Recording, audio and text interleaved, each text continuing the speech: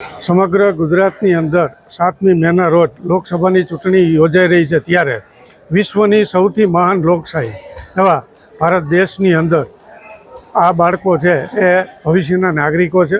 તેઓ જાગૃત નાગરિકો બને અને દેશની અંદર યથાયોગ્ય પોતાનું યોગદાન આપે તે હેતુથી જનજાગૃતિના ભાગરૂપે એક વિદ્યાર્થીઓએ પોતાના ઘરમાં અને આસપાસના વિસ્તારમાં 100% મતદાન થાય અને લોકોમાં જાગૃતિ એ લોકો કેળવે એ હેતુથી જનજાગૃતિના ભાગરૂપે આજે બાળકોએ શાળાની અંદર શપથ લીધા હતા.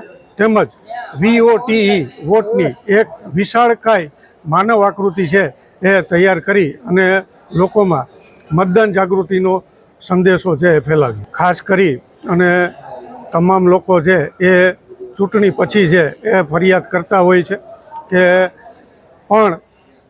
કે આ વ્યક્તિ ચૂંટાઈ, આ પક્ષ આવો જોઈએ, આ આવો જોઈએ, તે આવો જોઈએ. ખાસ કરી અને લોકો છે એ નિરુત્સાહ ના રહે, ઉત્સાહમય બની અને 100% મતદાન કરે તે જરૂરી છે.